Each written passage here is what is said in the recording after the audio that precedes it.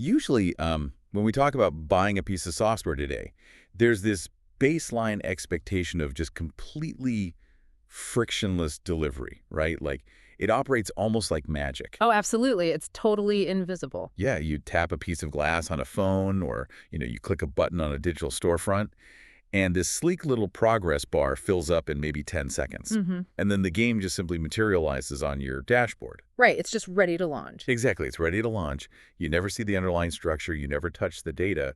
And you certainly never have to think about the physical reality of the code you just purchased. And that modern software experience is weightless. But more importantly, it's insulated. I mean, we've engineered the user experience so that you, the player, are completely protected from the brutal mechanical reality of how a computer actually functions. But then you step into the world of early computing, which is what we're doing today on this brand new deep dive. We are jumping straight into the British microcomputer boom of the early to mid-1980s. Which is a totally different universe. It really is.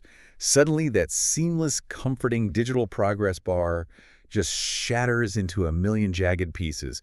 You are thrust into this digital landscape that is deeply tactile, incredibly murky, and defined by hardware limitations so severe that, honestly, they would give a modern programmer a massive panic attack. Yeah, the term Wild West gets thrown around a lot, but this era truly embodied it. You weren't just dealing with software as this abstract concept. You were engaging in a profound physical and, well, financial commitment just to get the machine to recognize that a game existed, let alone actually play it. Right. So to really understand what we're talking about today and to give you an overview of our mission, we have a literal time capsule sitting right here on the desk. Oh, this is a great find. It really is. It's a stack of game reviews from a vintage December 1984 issue of Personal Computer World magazine. Which was basically the Bible for computer users back then. Yeah, exactly. And reading through this magazine, along with, looking at some modern retrospective data on inflation and the physical supply chains of the era, it gives you serious whiplash. Oh, massive whiplash. We're looking at machines like the BBC Micro Model B, the Commodore 64, the ZX Spectrum. These were the bleeding edge of home technology.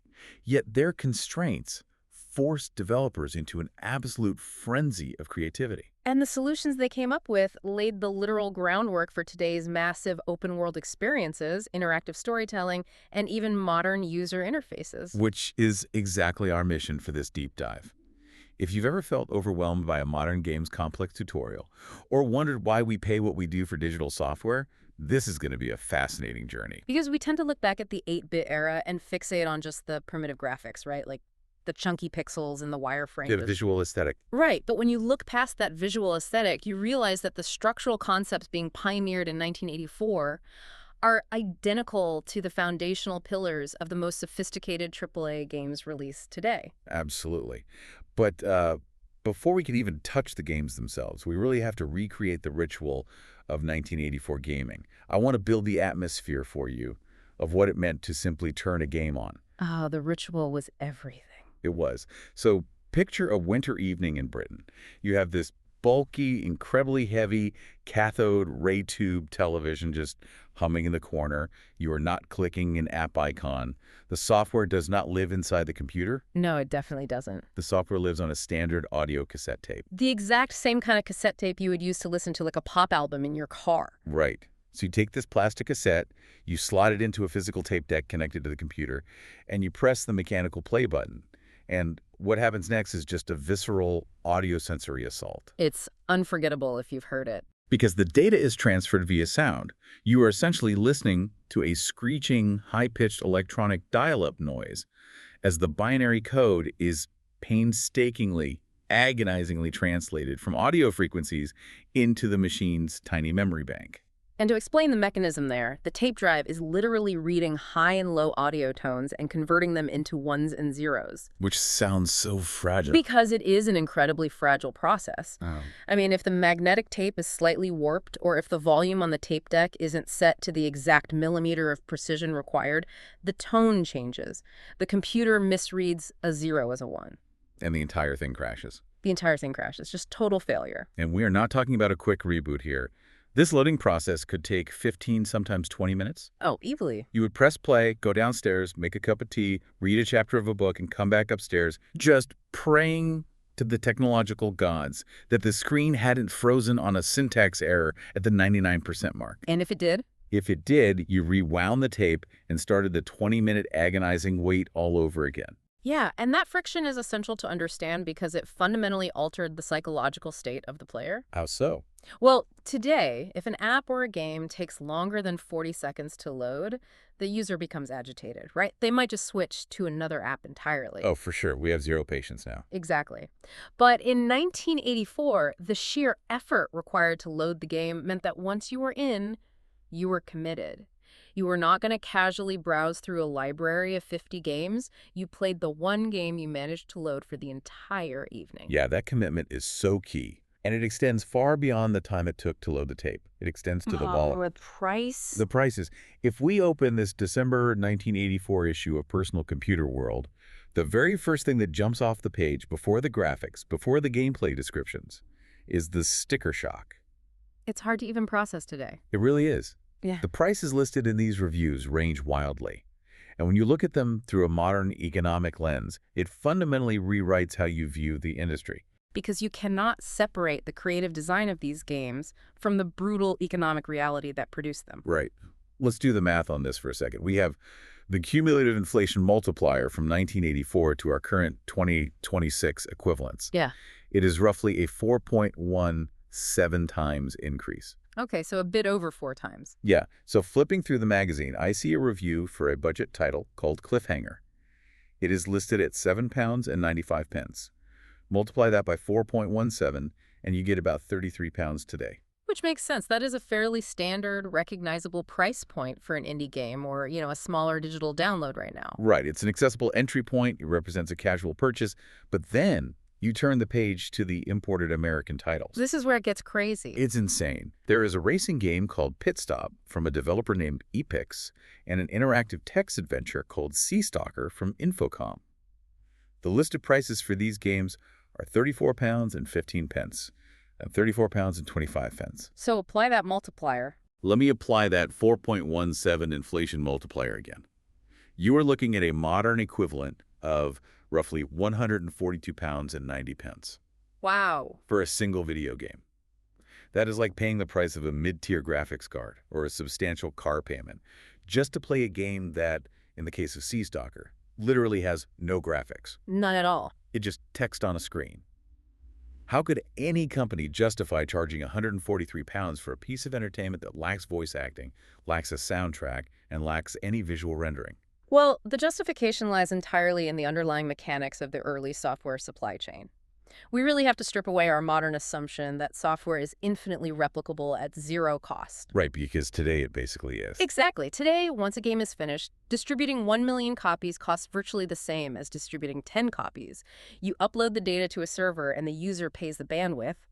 But in 1984, software was a heavy, physical commodity. You were talking about the physical mass of the floppy disks and the cassette tapes. The magnetic media, yes, but also the surrounding architecture. High prices for imported games, specifically these prestige titles from Infocom and Epix, reflect a transatlantic supply chain built for a microscopic niche market. Oh, because not everyone had a computer. Right, economies of scale simply had not kicked in yet. The install base for a Commodore 64 or an Atari in the UK in 1984 was a fraction of the user base for a modern console. So the math is just entirely different. If you spend a year developing a game today, you can spread that cost over 10 million potential buyers. Exactly. If you spent a year developing a game in 1984, you might only have a realistic addressable market of maybe 50,000 people who even own the hardware. Precisely. To recoup the salaries of the programmers, the physical cost of pressing the discs, printing the manuals, manufacturing the cardboard boxes, and then putting those heavy boxes on a cargo ship across the Atlantic Ocean, the per-unit price had to be astronomical. I just had no choice. None. But developers like Infocom were acutely aware of this. They knew they were asking consumers to hand over a massive chunk of their disposable income, and because the Commodore 64's memory limits meant they couldn't justify that price with cutting-edge, high-resolution graphics, they had to justify the cost through a completely different vector. So what did they do? They justified the price with physical, tangible mass. Which brings us perfectly to the concept of the feelies. I love this term. If you were charging the modern equivalent of 143 pounds for a cassette tape, the plastic shell of the tape doesn't reflect the value. No, it looks cheap. Right, so the box has to contain something substantial, and Sea Stalker is the perfect specimen to examine this. It really is. Infocom was legendary for this approach. The magazine review describes Sea Stalker as, quote, junior interactive prose. It is a text adventure. Your television screen is essentially acting as a digital typewriter. You're just reading and typing. Exactly. You play the head of a Marine Institute. You have just invented a revolutionary new two-man submarine called the Scimitar, and a research aquadome is under attack by a mysterious sea monster. It sounds exciting on paper. But the gameplay loop consists entirely of reading paragraphs of text and typing commands like go north or examine sonar. There are zero visual representations of the monster, the sub, or the ocean. Yet you just paid 143 pounds for it. Yeah, but when you open the physical cardboard box, you weren't just met with a floppy disk. You were hit with a deluge of physical artifacts. The feelies. The feelies. You get a physical folder containing a highly detailed navigational chart of the fictional bay where the game takes place. You get a literal, printed logbook detailing the rules and instructions written in character. Which is brilliant world building. It is. You get architectural charts and diagrams of your laboratory and the Scimitar submarine. You get a set of physical information and hint cards. You essentially receive a bespoke multimedia board game kit where the computer is just one piece of a larger puzzle. And what Infocom was doing here is pioneering the concept of the offline UI, the offline user interface. Okay, break that down for me. Well, today, if you are playing a modern open-world game about navigating a submarine, you press a shoulder button on your controller, the game pauses, and a high-resolution interactive digital map fills the screen. Right, it's all in the game menu. Exactly. You press another button to open your quest log or a database detailing the lore of the sea monster. The computer's RAM, its random access memory, holds all of that data simultaneously. But the computers of 1984 couldn't dream of doing that. Not a chance. I mean, the Commodore 64 had 64 kilobytes of RAM.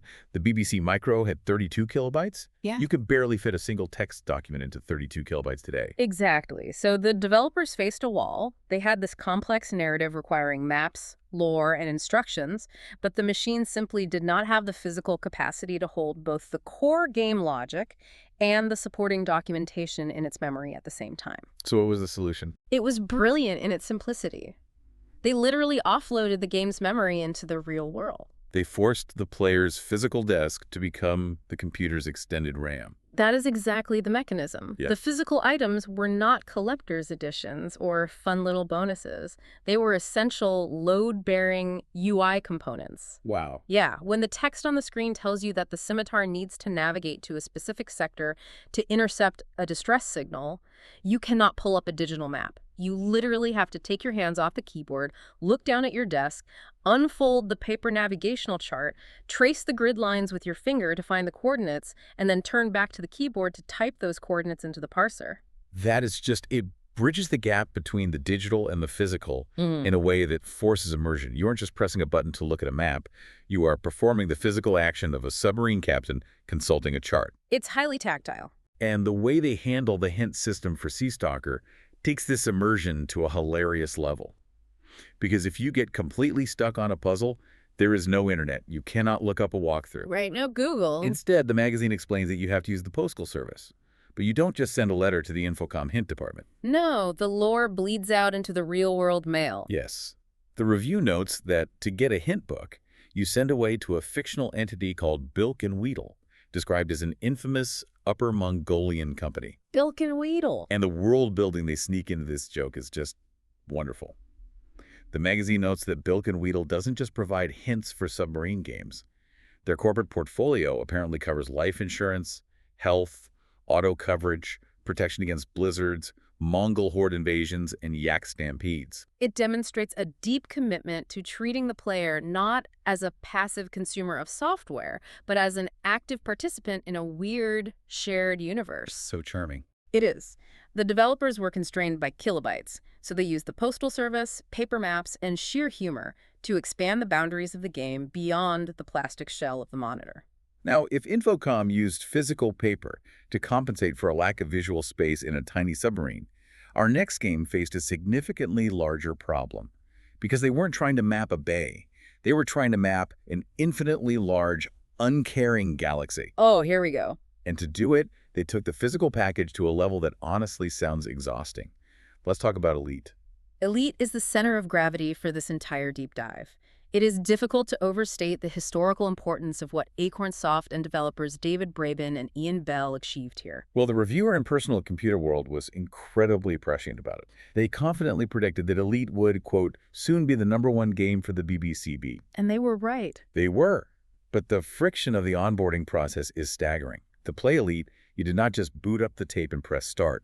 The tape version of the game came with a 60-page instruction manual. 60 pages. It came with a physical function key overlay, a piece of plastic you literally lay over your computer keyboard, because the game required so many complex inputs that you couldn't possibly memorize them all. Right. It included a Know Your Enemy Ship identification poster, a command summary card, and most importantly, it came with a 50-page sci-fi novella. A fully realized piece of literature shipped alongside the code. I'm trying to imagine the modern equivalent of this. It would be like buying a new space exploration game today, and before the game allows you to undock your ship for the very first time, the screen locks and says, please read this 50-page paperback novel we included in the box so you understand the socio-political climate of the galaxy. Well, you don't strictly have to read it to make the ship move, but if you want to understand the stakes of the universe you are stepping into, it is mandatory reading. And again, this is the offline UI solving a hardware crisis. Right, because of the memory. Exactly.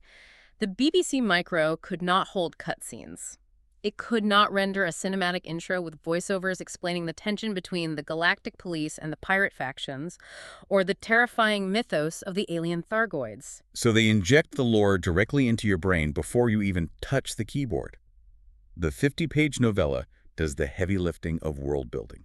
It primes your imagination to do the rendering the computer cannot.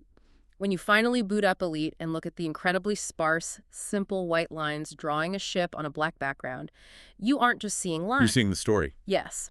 Your brain overlays the rich, terrifying descriptions you just spent an hour reading in the novella. You project the lore onto the geometry. It is a symbiotic relationship between the physical literature and the digital code. And without the 60-page manual and the keyboard overlay, you would literally have no idea how to operate the machinery. I mean, modern games spend their first 2 hours acting as a velvet rope tutorial. They hold your hand so much. They do. They gently ask you to look up at a light, look down at a light, press X to jump, press right trigger to accelerate. Elite assumes you have studied the 60-page syllabus, and it drops you into the abyss. Which leads us into the actual gameplay and what is essentially the birth of the brutal open world. Up until late 1984, the grammar of video games was almost entirely linear. You moved from left to right, you jumped over pits, or you sat at the bottom of the screen and shot at alien formations marching downward in predictable patterns. Like Space Invaders. Exactly. The game dictated the pace, the direction, and the objective. But Elite threw that entire paradigm out the window. The review in the magazine breaks down your starting conditions, and it is wonderfully bleak. You are a space trader, you have a trusty Cobra Mark III trading ship, you have a grand total of 100 credits to your name, and your official police record describes your status as clean and harmless. That's it. That is the entirety of your setup. And the game offers absolutely zero guidance on what you should do next. The progression system is entirely organic and player-driven. The review suggests that a sensible initial course of action is to buy fuel and cargo and head for another planet to sell it for a profit. But it immediately warns you that this is a large, unfriendly universe. Yeah, the reviewer was very clear about that. There are pirates, there are other desperate traders who will happily blast you into dust for a cargo bay full of textiles. So your immediate priority shifts from pure trading to arming your ship with lasers and missiles. Which opens up a completely different career path, bounty hunting. Right. You are attempting to survive within a simulated economy. You start as harmless, and your goal, the only tangible goal the game offers, is to survive long enough, trade enough, and fight enough to progress your status through ranks like mostly harmless, poor, average, dangerous, deadly, and finally to become one of the elite. The freedom here is genuinely shocking for 1984. I mean, you can trade narcotics and slaves or hunt pirates. Wasn't everything else at this time just moving left to right and shooting aliens? Mostly, yes.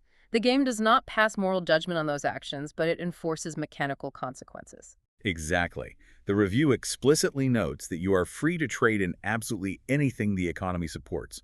You can trade in standard agricultural goods, machinery, or computers. But you can also choose to troll in the black market. But there's a catch. A huge catch. The review warns you not to engage in the black market until you are suitably skilled and heavily armed. Because if you carry illegal goods, the galactic police and bounty hunters will actively hunt you down. The profits for narcotics are sky high, but the combat cost is brutal. It's an incredibly complex risk-reward system. We are talking about a game released over 40 years ago, offering the player the choice to be an upstanding merchant, a ruthless pirate, or a drug runner. It was a watershed moment in software design. What Elite introduced to the mainstream was the concept of a truly indifferent universe. Indifferent is the perfect word. The game code fundamentally does not care if you succeed or fail. It does not guide you down a righteous path, and it does not artificially save you from your own bad decisions. The formula of giving the player a vehicle, a small loan, a massive open expanse of space, and total freedom to fail, that philosophy was codified right here. So it's basically the grandfather of modern gaming. Every modern massive open-world franchise, from Grand Theft Auto to No Man's Sky to EVE Online, owes a direct structural debt to Elite. And the failure in Elite is immediate and brutal. The magazine reviewer practically begs the reader to prepare for death.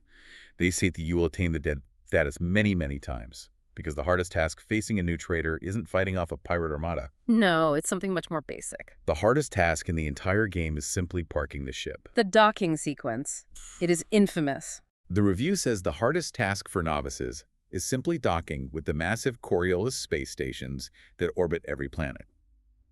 Just to land and save your game, you have to approach a massive, rotating geometrical shape, perfectly align your ship with a tiny rectangular slot, and match the rotational speed of the station exactly while flying forward. And if you don't? If your angle is off by a fraction or your speed doesn't match the spin, you hit the wall and instantly explode. Game over. It demanded a level of spatial awareness and precision that players simply had never been asked to demonstrate before.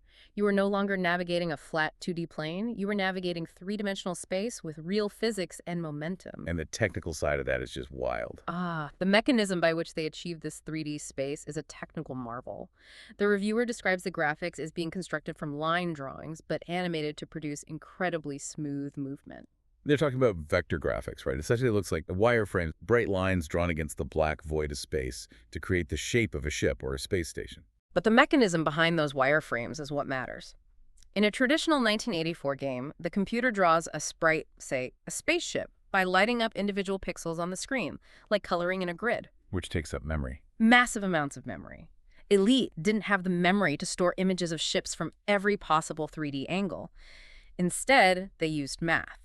Just raw math. Yes. The code simply memorized the X, Y, and Z mathematical coordinates for the corners of a ship. Then it told the processor, draw a line between coordinate A and coordinate B. When the ship rotates, the computer isn't loading a new image, it is recalculating the geometry of those points in real time. That is insane. Doing live 3D calculus on a 32-kilobyte machine is a staggering feat of programming efficiency. But because it's real 3D space, it creates a massive UI problem. If you are flying in a 3D void and an enemy ship is approaching, how do you know where it is? The developers had to invent a way to convey complex spatial data on a flat television screen. Which resulted in one of the most elegant UI designs in gaming history, What's that? the Elite 3D radar. The review specifically highlights this. It says the radar, located at the bottom of your control panel, indicates other ships' relative positions, though it jokes that it doesn't indicate their intentions, adding, "Don't worry, you'll soon find out." Think about the problem they were trying to solve. In a top-down 2D game, a radar is easy. It's a circle, you are in the middle, and a dot appears to your left or right. Like Pac-Man or something. Right. But in 3D space, a dot on a flat circle isn't enough. Is that enemy ship in front of you, or is it 5 miles directly above you? Right, you need depth and height. Exactly. To solve this, the Elite radar used a two-dimensional ellipse. You are in the center. When a dot appears representing an enemy ship, the radar draws a vertical line dropping down from the dot or pulling up from the dot to the flat plane of the ellipse. So the line shows the height. Yes.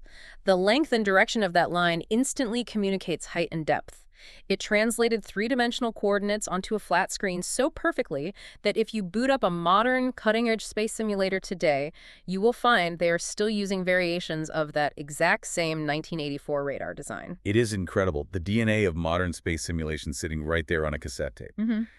But Uh, if Elite offered players this endless, uncaring freedom where the only penalty for failure was losing your virtual cargo, our next game goes in a completely different, almost antagonistic direction. This is a major shift. Huge shift. We are moving from a game with infinite freedom to a game with massive, real-world consequences. We are moving from surviving in space to surviving human history, all for a literal pile of cash. This is where the marketing of 1984 software gets genuinely fascinating and a little dangerous. Let's talk about Eureka.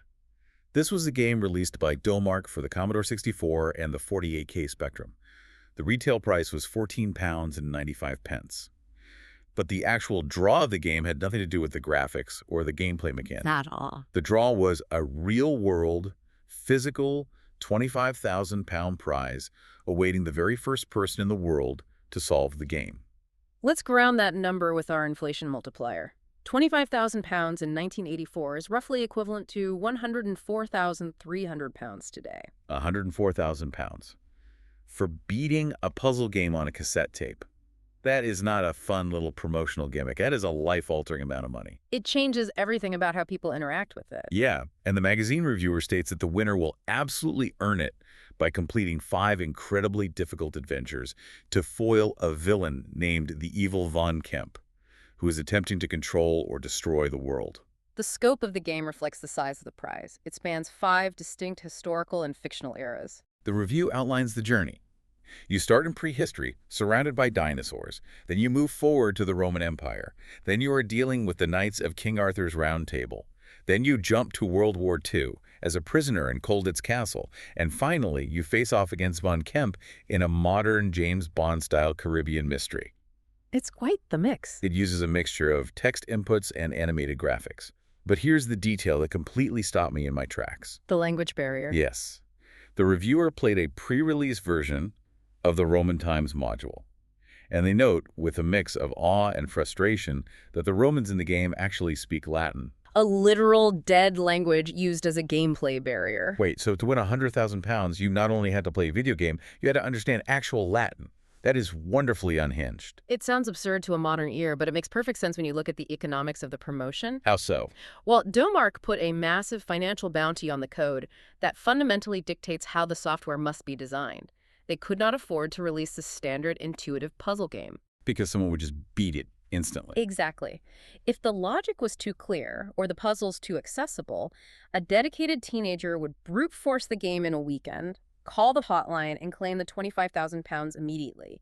That would bankrupt the marketing budget and destroy the long-term sales tail of the game. So the prize money literally mandated that the developers build anti-speedrun mechanics into the core design. Exactly. They had to construct artificial friction that could not be solved by simply mashing buttons or having fast reflexes. By requiring the player to translate Latin, the developer forces the player to physically stop playing. Because you can't just Google it. Right. Remember, there is no Google. There is no Wikipedia. The player has to put the joystick down, leave their house, go to a physical public library, locate a Latin to English dictionary, and study. That is just devious. It made the game genuinely educational out of sheer mercenary necessity to protect the prize money. It elongated the engagement time from a few hours to several months. It's the ultimate defense mechanism against the player.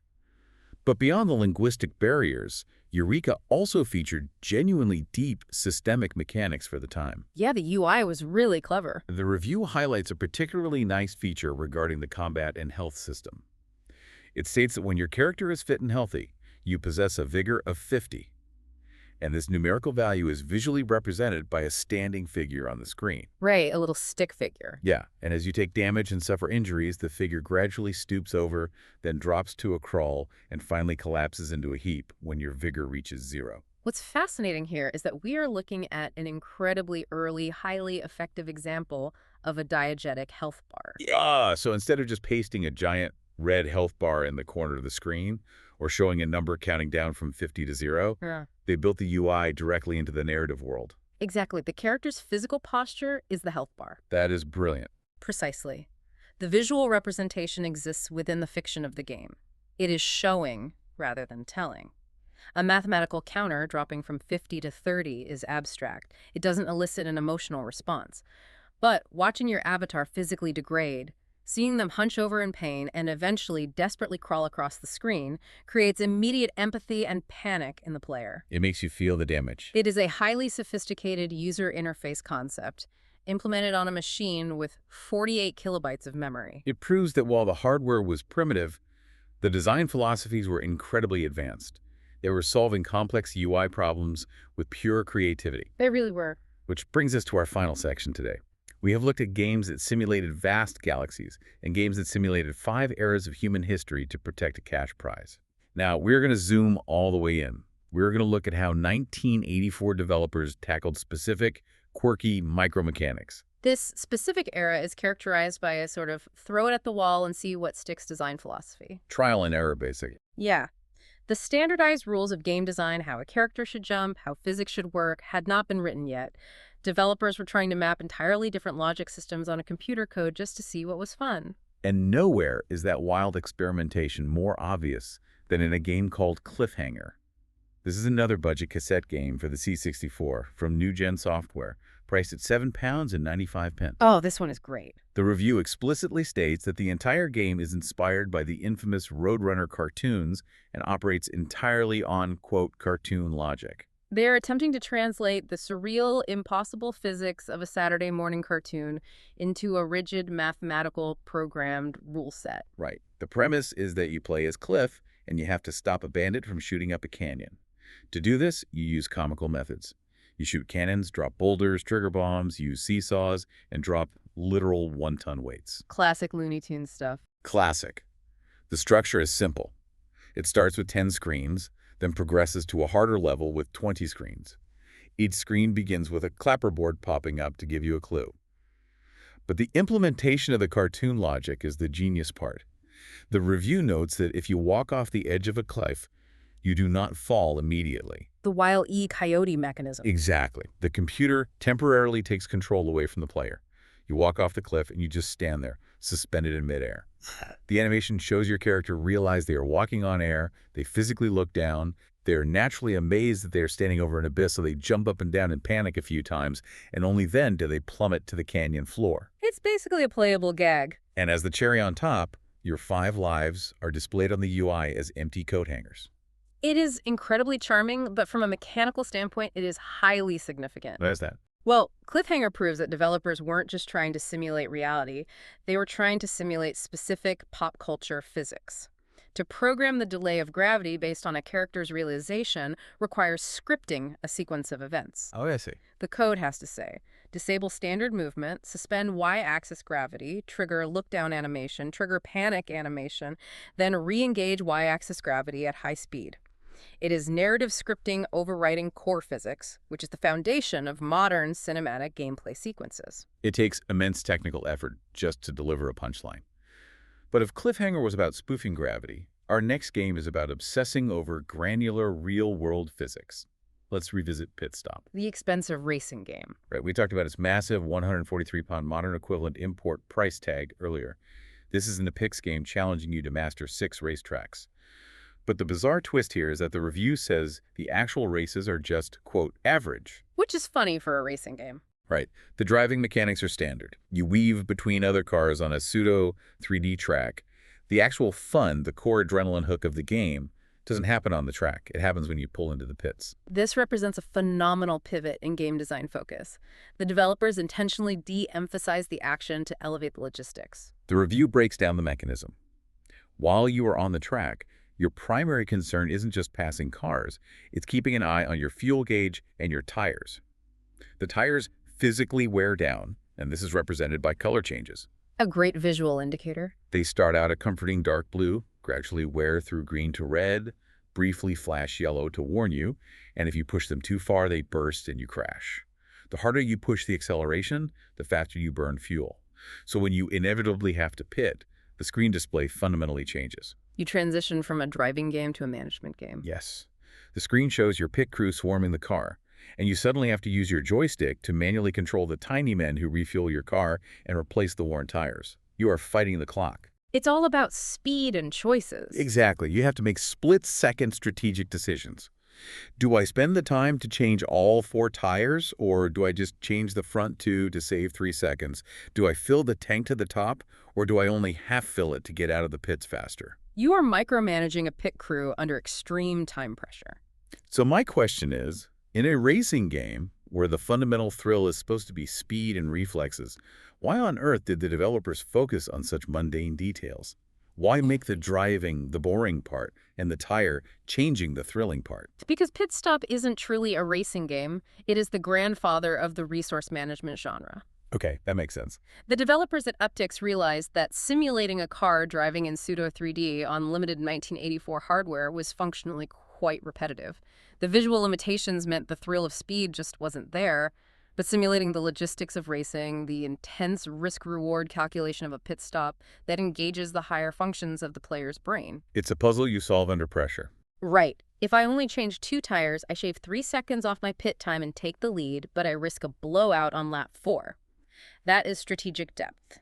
They took what is essentially a mundane math problem resource scarcity over time and gamified it into an adrenaline rush. It is brilliant. The review even notes that while you can choose to race 3, 6, or 9 laps, quote, 6 is best for gamblers, because 6 laps is exactly the distance where you have to push your luck with those flashing yellow tires. It's perfectly balanced. Now, as we wrap up this look at experimental mechanics, I want to touch on 2 final games that perfectly highlight the strange, physical growing pains of trying to fit big ideas into tiny machines. Kung Fu by Bug Bite and American Football by Argus Press. These 2 games are case studies in the friction between developer ambition and absolute hardware limitation. Kung Fu is praised by the reviewer for its simplicity.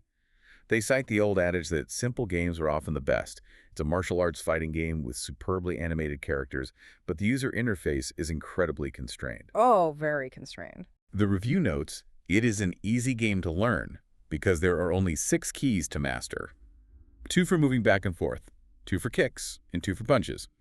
And your physical health is depicted at the bottom of the screen by a clenched fist, which changes color as you weaken. Another fantastic example of a diegetic UI, similar to the stooping figure in Eureka, but the 6-key limitation is the mechanical focal point here. How so? Consider a modern fighting game controller. You have 2 analog thumbsticks, a directional pad, 4 face buttons, 4 shoulder triggers, and macro combinations. In 1984, the standard input was a stiff 1-button joystick or the raw, clunky computer keyboard. It wasn't built for complex combos. Exactly. Kung Fu succeeds because it doesn't try to force complex inputs. It maps complex martial arts into a highly constrained 6-key grammar.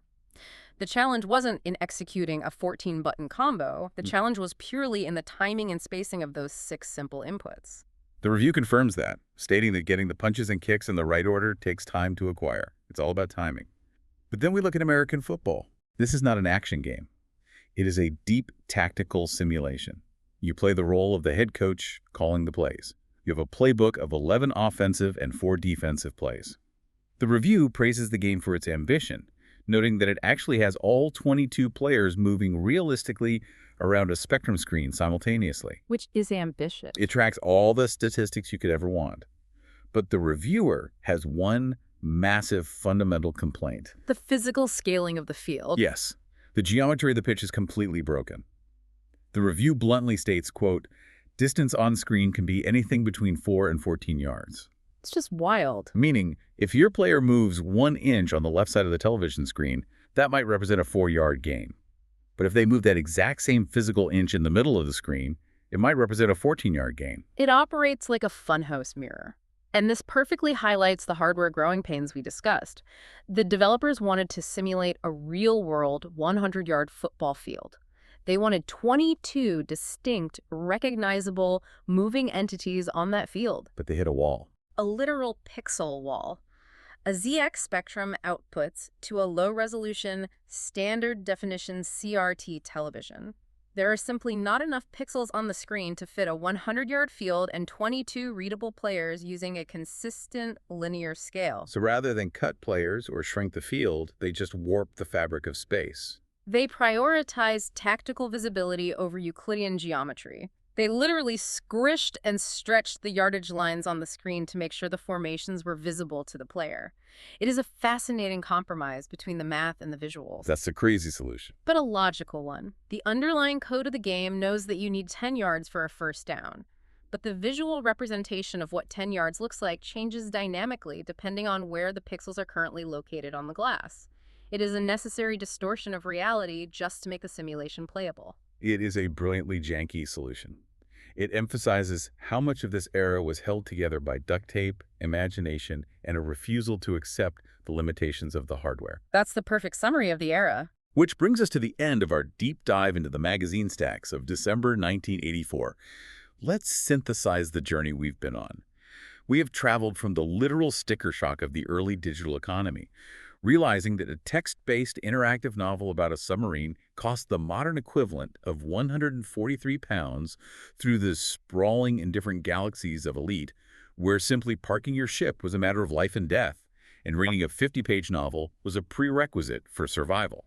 We've seen how developers used life-changing prize money, over 100,000 pounds in today's money, to actively weaponize dead languages against their players, forcing them into libraries just to protect a marketing budget in Eureka. And we've watched the industry attempt to map the Wile E. Coyote delay of Gravity and Cliffhanger, and the frantic logistics of a pit crew and Pitstop, onto microchips that had less processing power and memory than the smart light bulb sitting on my desk right now. I think the most important takeaway for anyone listening to this deep dive is to look beyond the primitive surface. Yes, the visuals of 1984 were often just simple wireframe lines or blocks of text on a blue background. Right, they look simple now. But the mechanisms operating beneath that surface, the indifferent open-world economies, the diegetic user interfaces that tied health to physical posture, the high-stakes resource management, and the sprawling multimedia world-building were incredibly advanced. These developers were architecting massive, complex cathedrals out of incredibly limited, brittle code. It completely reframes how we should look at our modern gaming experiences. Which brings me to a final thought I want to leave you with, something to mull over long after this deep dive ends. As we talked about at the very beginning, today we expect frictionless, invisible delivery. Our modern consoles and PCs have almost limitless memory. They can hold everything. Right.